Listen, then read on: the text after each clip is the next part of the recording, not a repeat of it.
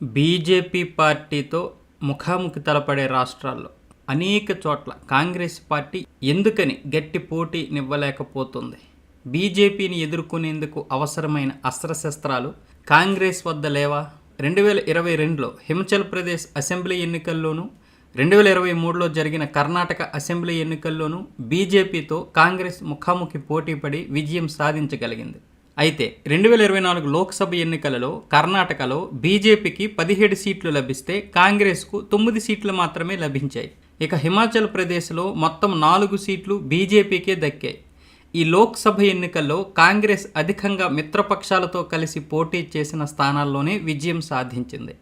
ఉత్తరప్రదేశ్, తమిళనాడు లాంటి రాష్ట్రాల్లో మిత్రపక్షాల వల్ల కాంగ్రెస్ ఓటు శాతం పెరిగింది. 2024 సార్వత్రిక ఎన్నికల్లో బీజేపీ సంఖ్యాబలం 2004కి తగ్గిపోయిన తర్వాత బీజేపీని ముఖాముఖి ఢీకొనే అవకాశం కాంగ్రెస్కు ఇప్పుడు హర్యానాలో లభించింది. నిజానికి లోక్సభ ఎన్నికల తర్వాత కాంగ్రెస్కు టేకాఫ్ దశ ప్రారంభమైందని చాలామంది భావించారు. ప్రతిపక్ష నేత హోదా సాధించిన రాహుల్ నేతృత్వంలో కాంగ్రెస్కు మాత్రమే బీజేపీని ఢీకొట్టే శక్తి ఉన్నదనే ప్రచారం అయితే జరిగింది. లోక్సభలో ఇతర మిత్రపక్షాలతో కలిసి బీజేపీని ఉక్కిరిబిక్కిరి చేసిన రాహుల్ గాంధీ విస్తృతంగా ప్రజల్లో ప్రవేశించడమే కాక విదేశాలకు వెళ్లి కూడా తాను మోదీకి ప్రత్యామ్నాయ నాయకుడిగా నిరూపించుకునే ప్రయత్నం చేశాడు. బీజేపీ భావజాలానికి వ్యతిరేకంగా కాంగ్రెస్ తన స్వంత భావజాలం సృష్టించుకుంది. దళితులు, వెనుకబడిన వర్గాలు, మైనారిటీలకు తామే ప్రాతినిధ్యం వహించగలమని చెప్పుకుంది. బీజేపీని సంపన్న వర్గాల పార్టీగా, తమది పేదల పార్టీగా చిత్రీకరించింది కూడా. కుల జనగణన, రైతుల సమస్యలు, నిరుద్యోగం, అధిక ధరలు మొదలైన అనేక అంశాలను లేవనెత్తింది. నరేంద్ర మోదీని రాహుల్ గాంధీ విమర్శించినంత తీవ్రంగా మరే నేత విమర్శించలేదు. ప్రతిపక్షాలు కూడా రాహుల్తో ఏమాత్రం విభేదించలేదు కూడా. పైగా రాహుల్ గాంధీని ప్రోత్సహించాయి. లోక్సభలో ఆయన వెన్నంటి నిలిచాయి. కాంగ్రెస్తో పొత్తు కుదరని రాష్ట్రాల్లో కూడా ప్రతిపక్షాలు రాహుల్ను వ్యక్తిగతంగా విమర్శించకుండా ఇండియా కూటమిలో కొనసాగుతూ వచ్చాయి. బీజేపీతో ముఖాముఖి పోటీ చేసే రాష్ట్రాల్లో కాంగ్రెస్ దాన్ని ఓడించగల శక్తిని, వ్యూహరచనను సమకూర్చుకోలేదని హర్యానా ఎన్నికల ఫలితాలు అయితే రుజువు చేశాయి. నిజానికి హర్యానాలో 10 ఏళ్లుగా బీజేపీ ప్రభుత్వం కొనసాగుతోంది. రైతుల ఆందోళన, మల్లయోధుల నిరసనతో పాటు అనేక స్థానిక అంశాలు బీజేపీకి వ్యతిరేకంగా మారాయి. హర్యానాలో తిరిగిన ప్రతి జర్నలిస్టు అక్కడ మార్పు సంభవిస్తుందని భావించారు. హర్యానాలో ఎగ్జిట్ పోల్స్ నిర్వహించిన 7 ప్రధాన సంస్థలు చెప్పిన ఫలితాలను సగటున బేరేజీ వేసి చూస్తే 90 సీట్లలో 55 సీట్లు కాంగ్రెస్కు దక్కుతాయని, బీజేపీకి 26 సీట్లు దక్కుతాయని తేలింది. కానీ ఇప్పుడు ఫలితాలు చూస్తే అందుకు భిన్నంగా ఉన్నాయి. బీజేపీ మూడోసారి హ్యాట్రిక్ చేసి అధికారంలోకి రాగలిగింది. ఎన్నికల్లో ఓడిపోయిన తర్వాత ఎన్నికల కమిషన్ను, ఈవీఎంలను విమర్శించడం ప్రతి పార్టీ చేస్తుంది. ఎన్నికల ఫలితాలు వెలువడిన కొద్ది గంటల్లోనే ఫలితాలను వెలువడి వెంటనే ప్రకటించడం లేదని కాంగ్రెస్ కమ్యూనికేషన్ ఇన్ఛార్జి జైరాం రమేష్ ఎన్నికల కమిషన్కు లేఖ రాశారు. అందుకు ఎన్నికల కమిషన్ వెంటనే స్పందిస్తూ అందుకు ఆధారాలేమీ లేవని, ప్రతి 5 నిమిషాలకు ఫలితాలను ప్రకటిస్తూనే వచ్చామని స్పష్టం చేసింది. అంటే కాంగ్రెస్కు తాము ఎందుకు ఓడిపోయామో ఏమాత్రం అర్థం కాలేదన్న విషయం ఇక్కడ తేటతెల్లమవుతుంది. మేము ఈ ఫలితాలను ఆమోదించం అని ప్రకటించినంత మాత్రాన ఏం జరుగుతోంది? నిజానికి ఈవీఎంల మీద తప్పును తోసేయడం చాలా సులభం. మరి కాశ్మీర్లో ఏ విధంగా గెలిచారన్నది కాంగ్రెస్ నాయకులు కూడా చాలామంది కాంగ్రెస్ని ప్రశ్నిస్తున్నారు. ఇక్కడ సౌత్ ఇండియాలో చూసుకున్నట్లయితే కొంతమంది కాంగ్రెస్ అభిమానులు, కాంగ్రెస్ నాయకులు కాంగ్రెస్ చేస్తున్న అతిపెద్ద తప్పు ఇదే. ఓడిపోతే ఏమొచ్చేసి ఖర్గే లాంటి వాళ్ళ మీద తోసేయడం లేదా ఈవీఎంల మీద తోసేయడం, గెలిస్తే రాహుల్ గాంధీకి ఆ క్రెడిట్ ఇవ్వడానికి ప్రయత్నం చేయడం అనేది ఖచ్చితంగా చేస్తున్నారు అనేది మొన్న హర్యానా ఎన్నికల్లో స్పష్టమైంది. ఎందుకంటే అక్కడ హర్యానాలో ఓకదంపుడుగా కాంగ్రెస్కి సపోర్ట్ చేసినటువంటి ఎన్నో మీడియా సంస్థలు 10 వరకు, ఉదయం 10, 10:30 వరకు కూడా కాంగ్రెస్కి ఎక్కువ సీట్లు వస్తున్నప్పుడు టీవీలో రాహుల్ గాంధీ బొమ్మ వేశారు. అంటే ఇక్కడ రాహుల్ గాంధీ వల్ల గెలిచింది పార్టీ అని. ఎప్పుడైతే 10:30 తర్వాత తారుమారయిందో, బీజేపీ పుంజుకోవడం, కాంగ్రెస్ తగ్గుతూ ఉండడం చూసి రాహుల్ గాంధీ ఫోటోను తీసేసి ఖర్గే ఫోటో అక్కడ వేయడం జరిగింది. ఇది చాలామంది కాంగ్రెస్ నాయకులే జీర్ణించుకోలేకపోయారు. ఓటమినైనా గెలుపునైనా ఎవరైనా సరే ముందుండి దానికి బాధ్యత వహించగలగాలి. గెలుపుని మాత్రమే తీసుకుంటాం, ఓటమిని మాత్రం తీసుకోలేమంటే ఇక్కడ నాయకత్వ లోపం కనిపిస్తుంది. ముఖ్యంగా రాహుల్ గాంధీ, ప్రియాంక గాంధీ వీళ్ళిద్దరూ కూడా హర్యానాలో ఓడిపోయిన తర్వాత కశ్మీర్లో కేవలం 6 సీట్లు మాత్రమే వచ్చిన తర్వాత ఇద్దరూ కూడా విదేశాలకు వెళ్ళిపోయారు. కారణం మీడియాని ఫేస్ చేయలేకపోయారు కాబట్టి.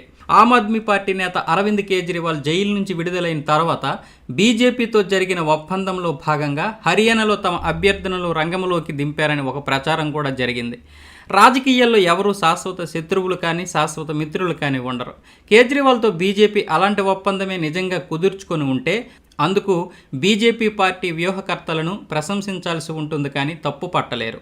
ఎందుకంటే కాంగ్రెస్ వ్యూహరచన చేయలేదు. ముఖ్యంగా రాహుల్ గాంధీకి వ్యూహరచన తెలియదు. ఇక్కడ కాంగ్రెస్ పార్టీ ఓడిపోవడానికి, బీజేపీ పార్టీ గెలవడానికి ఆమ్ ఆద్మీ పార్టీతో చేసుకున్న ఒప్పందం కాదు. స్పష్టంగా కనిపిస్తున్నది ఏంటంటే బీజేపీ గట్టిగా అంటే పోటీ ఇవ్వగలిగినంత బీజేపీ కూడా ఖచ్చితంగా ఓడిపోతాం అనుకునే ముందు ఉంది. కానీ ప్రతి బంతిని తనకు అనుకూలంగా మార్చుకుంది. ఎందుకంటే ఎట్టి పరిస్థితుల్లోనైనా సరే హర్యానాలో గెలిచి కాంగ్రెస్ పవర్ని తగ్గించగలగాలి. ఇక్కడ కీలకమైనటువంటి రాష్ట్రం హర్యానా ఈసారి. ఎందుకంటే రైతుల ఆందోళన జరిగింది. అయితే ఇక్కడ గమనించాల్సింది ఏంటంటే రైతుల ఆందోళనకి ముఖ్య కారకుడైనటువంటి వ్యక్తి వేరే పార్టీ తరపున ఎమ్మెల్యేగా నిలిచి డిపాజిట్ను కూడా కోల్పోయాడు.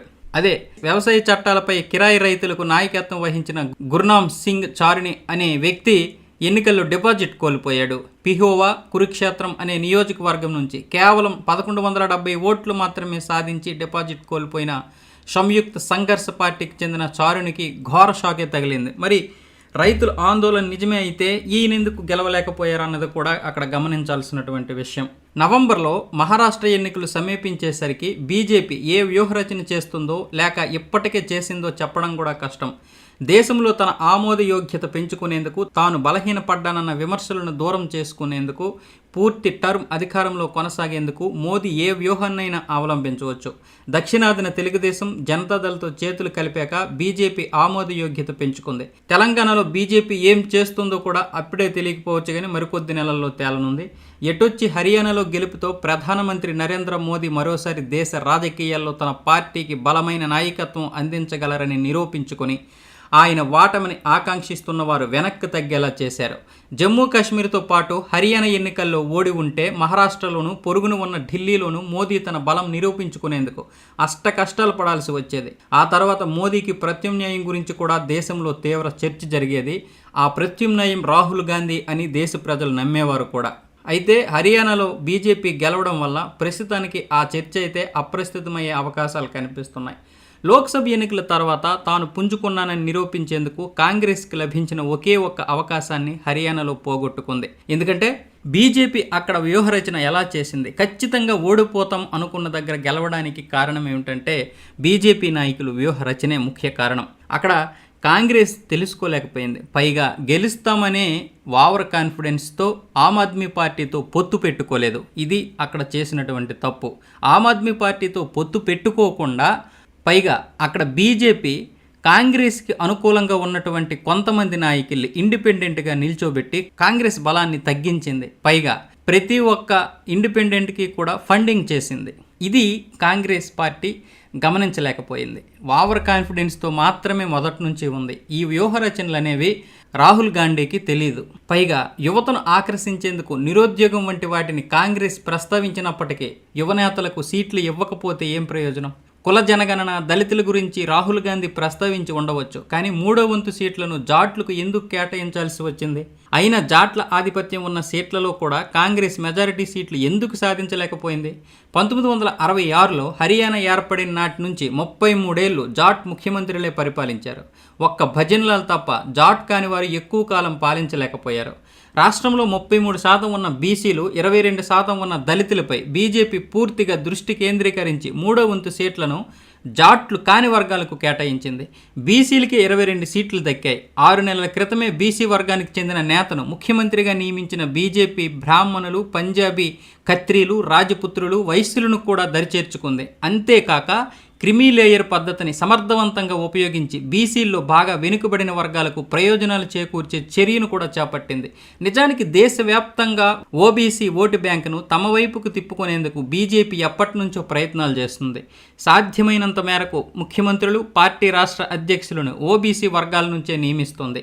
జాట్ కాని వారందరినీ సంఘటితం చేసే ప్రయత్నంలో బీజేపీ విజయవంతం కావడమే హర్యానాలో ఆ పార్టీ గెలుపుకు కారణమని అంటున్నారు. బీజేపీకి గత లోక్సభ ఎన్నికల్లో 240 140 సీట్లు మాత్రమే వచ్చాయని ఆనందిస్తున్న కాంగ్రెసు ఆ పార్టీకి ఓట్లు 37.3% నుంచి 36.6% మాత్రమే తగ్గాయని గుర్తించాలి. అంటే 1% ఓటు కూడా తగ్గలేదు. కేవలం 0.7% ఓట్లు మాత్రమే బీజేపీకి తగ్గాయి. అఖిల భారత స్థాయిలో బీజేపీ ఆదరణ అనుకున్నంత అయితే తగ్గలేదు. కనుక బీజేపీతో ఆ పార్టీ ఇంకా సుదీర్ఘకాలం బలంగా పోరాడాల్సి ఉంటుంది. ఒక రకంగా హర్యానాలో కాంగ్రెస్ బాగానే ఘర్షించి కేంద్రంలోనూ రాష్ట్రంలోనూ ఉన్న అధికార పార్టీకి ముచ్చెమటలు పుట్టించిందనే చెప్పాలి. కానీ విజయం సాధించదగ్గ ప్రణాళికను కాంగ్రెస్ అమలు చేయలేకపోయింది. ఒడిశాలో అధికారం సాధించి తమిళనాడు, కేరళ వంటి రాష్ట్రాల్లో కూడా బీజేపీ ఓటు బ్యాంకు పెంచుకుంటే కాంగ్రెస్ తాను బలంగా ఉన్న రాష్ట్రాల్లో కూడా నిలదొక్కుకోలేకపోతుంది.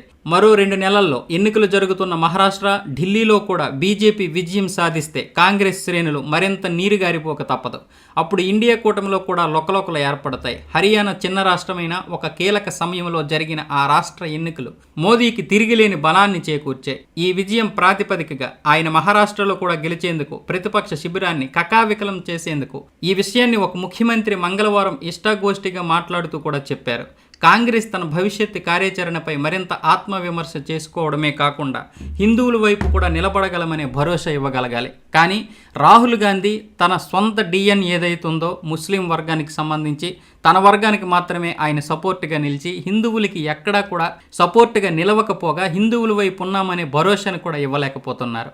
అంతెందుకు ఈ దేశాన్ని పూర్తిగా అల్లామయం చేస్తామని ఒక వీడియోలోనే ఆ ముల్లాలు చెబుతుంటే ఆయన దానికి సపోర్ట్గా నిలిచేడే తప్ప అలా అనకూడదని ఎక్కడా చెప్పలేదు. ఆ వీడియోలు కూడా వచ్చి వైరల్ అయ్యాయి. ఇవన్నిటినీ కూడా కాంగ్రెస్ గమనిస్తూ ఇవన్నిటినీ కూడా ఖండించలేకపోతున్నటువంటి పరిస్థితిలో కాంగ్రెస్ ఉంది. కాబట్టి బీజేపీ హిందువుల్లో కూడా కొంతవరకు మార్పు తీసుకురాగలుగుతోంది.